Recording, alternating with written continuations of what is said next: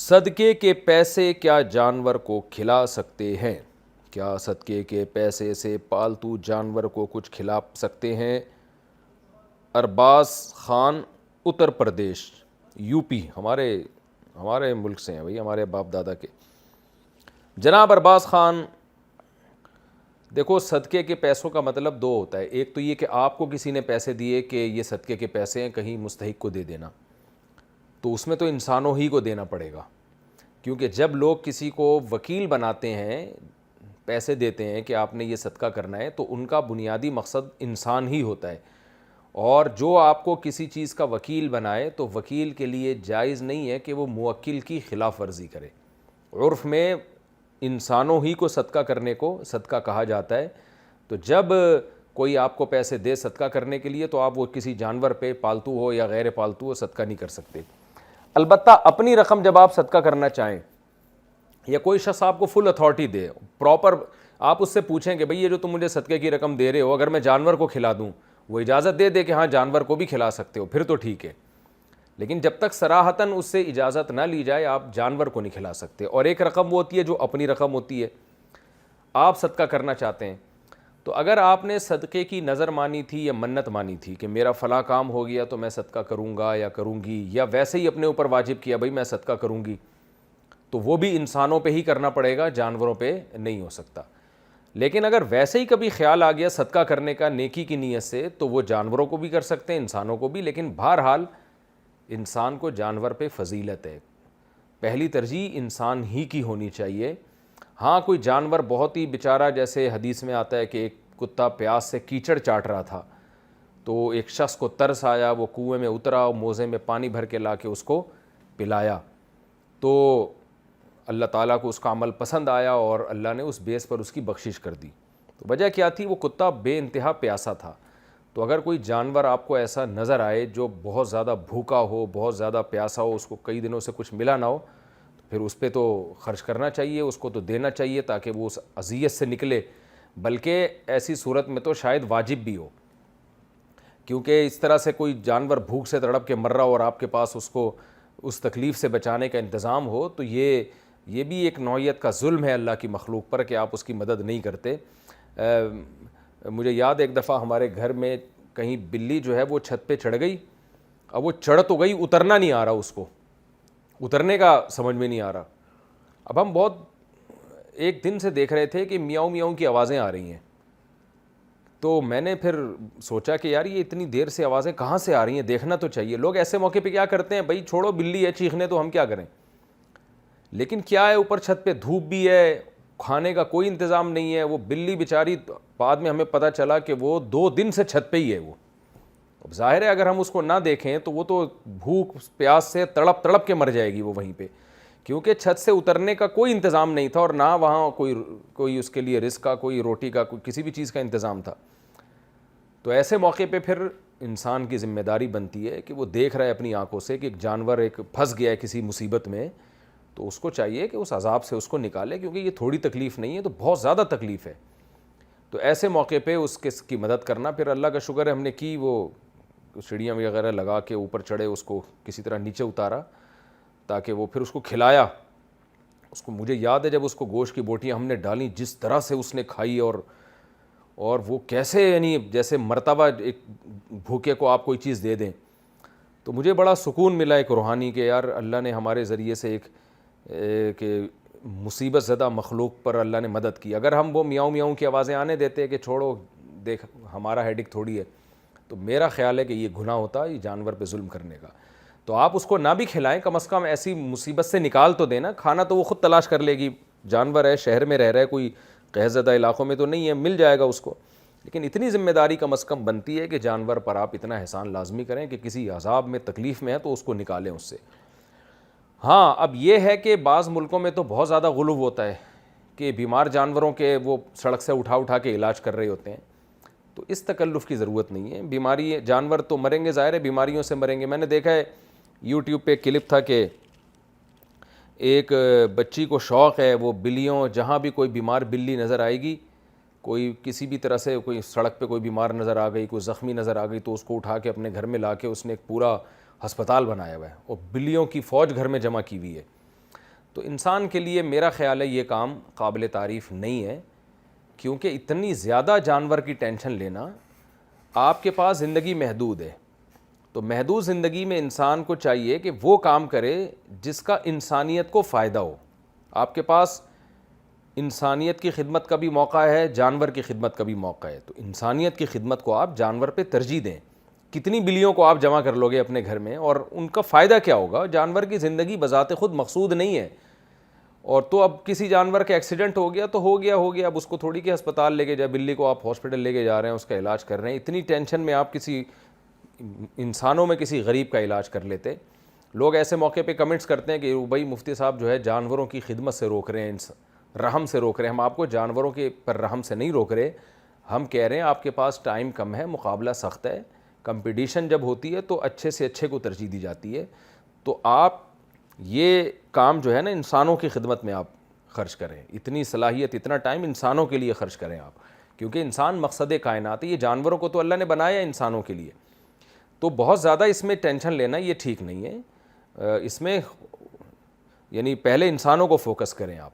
تو اگر کوئی جانور ایسے عذاب میں ہے، بھوک پیاس سے تڑپ رہا ہے، اس کو تو پانی بھی پلانا چاہیے، کھانا بھی کھلانا چاہیے، لیکن اب پراپر پوری بلیوں کا محلے کی ٹھیکہ آپ نے لیا ہوا ہے، جیسے ہم نے دیکھا بعض لوگ یہ بھی کرتے ہیں، یہ میں ڈیٹیل میں اس لیے بیان کر رہا ہوں کہ یہ بھی ایک ٹرینڈ چل پڑا ہے ہمارے یہاں۔ اب ایک صاحب نے کیا کیا، وہ بلیاں لے کے وہ چھیچھڑے لا کے پورے محلے کی بلیوں کو کھلاتے ہیں، وہ بلیوں کی تو موجیں ہو گئیں۔ اب وہ بیٹھے ہوئے ہیں، وہ پوری بلیوں کو، سب کو، پورے محلے کی بلیوں کو پتہ ہوتا ہے کہ اس ٹائم پہ یہ صاحب یہاں چھیچڑے اور گوشت لے کے بیٹھے ہوں گے، تو پورے محلے کی بلیوں کا نا چند مہینوں میں اجتماع شروع ہو گیا وہاں پہ۔ اب اس سے بائکوں کا گزرنا مشکل، گاڑیوں کا گزرنا مشکل، وہ بلیاں وہاں بیٹھی ہیں مخصوص ٹائم پہ آ کے، اور پھر ان بلیوں کو گوشت کی ایسی لت پڑی ہے کہ اب انہوں نے محلے والوں کی مرغیوں کو کھانا شروع کر دیا۔ 2 مرغیاں تو میری، وہ ایک بلہ وہاں سے لے کر گیا، کیونکہ وہ صاحب 2 دن شارٹ ہو گئے، تو بلے کو تو عادت پڑی ہوئی ہے کہ اس کو بہترین فریش میٹ کھانے کی، تو وہ صاحب جب مارکیٹ سے شارٹ ہوئے ہیں تو بلوں نے دیکھا کہ وہ بلیاں اور بلوں کہ بھئی ہمیں تو مل نہیں رہا، آپ کیا کریں؟ آپ نے ان کو تو اپاہج بنا دیا نا، وہ تو خود تلاش کر کے کھاتے، اب خود کی تو عادت ہی ختم ہو گئی ہے ان کی۔ تو پھر وہ ادھر ادھر آئے، ہماری 2 مرغیاں اٹھا کے لے گئے۔ میں حیران تھا کہ 2 مرغیاں مارکیٹ سے شارٹ ہیں، تو پتہ چلا کہ جی، میں نے دیکھا کہ بلہ جو ہے وہ خلال کر رہا ہے دانتوں میں بیٹھا ہوا، بڑے آرام سے، جیسے لوگ دعوت کھا کے آخر میں خلال کر رہے ہوتے ہیں نا، تو اس طرح کر رہا تھا وہ۔ تو کبھی بھی کوئی کام کرنے سے پہلے نا سوچنا چاہیے اس کے سائیڈ ایفیکٹ کیا ہوں گے۔ تو جانور پر احسان ضرور کریں، اگر کسی عذاب میں، مصیبت میں، بھوک پیاس میں ہے تو آپ اس کا خیال کریں، اور ظلم سے بچیں۔ جیسے کہ یہ بھی ایک ظلم ہے کہ جانور کی میں جو ماں ہے اس کو بچوں سے الگ کر دینا، یہ بھی ظلم ہے، یہ بھی جائز نہیں ہے۔ یہاں کچھ دن پہلے ہم نے دیکھا کہ بلی کے اتنے 2-2 3-3 دن کے بچے دھوپ میں پڑے ہوئے ہیں۔ کسی نے کیا کیا، اپنے گھر، بلی نے کہیں ان کے گھر میں بچے دے دیے ہوں گے، انہوں نے بچوں کو اٹھا کے باہر پھینک دیا، بلی کے بچوں کو۔ اب آپ بولو کہ وہ بچے بیچارے اتنے پیارے پیارے سے بلی کے بچے، وہ دھوپ میں پڑے ہوئے کیسے بھوک پیاس سے تڑپ کے مریں گے، اور ان کی ماں پہ کیا گزرے گی؟ تو اعتدال والا راستہ یہ ہے کہ نہ تو جانوروں کی ایسی خدمت کی جائے کہ جو محلے میں آپ کو بیچاری لاوارث بلی نظر آتی ہے تو آپ اٹھا کے اپنے گھر میں لا کے اس کی سیوا شروع کر دیں، یا کوئی کتا نظر آتا ہے یا کوئی اور جانور نظر آتا ہے تو آپ اس کا پراپر ہسپتال ہی پورا بنا کے ان کی خدمتوں میں لگ جائیں، یہ بھی غلو ہے۔ اور یہ بھی ایک طرف غلو ہے کہ ماں کو بچوں سے الگ کیا جائے، یا جانور کو بھوکا پیاسا اور تڑپتا دیکھا جائے اور اس کو پھر بھی اس کے سامنے کچھ نہ ڈالا جائے، یہ دوسری انتہا ہے، تو یہ بھی ایک ظلم ہے۔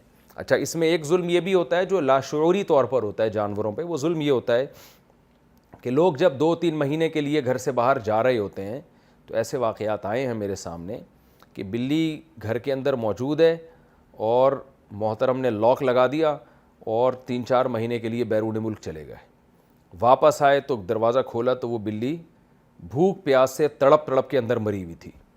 تو گھر میں جب آپ کہیں جاتے ہیں تو جیسے نل کے چیک کرتے ہیں کہ سارے بند ہیں یا نہیں، تو ذرا جھانک وانک کے یہ بھی دیکھ لیا کریں کوئی بلی ٹائپ کی کوئی چیز تو نہیں اندر کوئی پڑی ہے جس کا باہر نکلنا ضروری ہے۔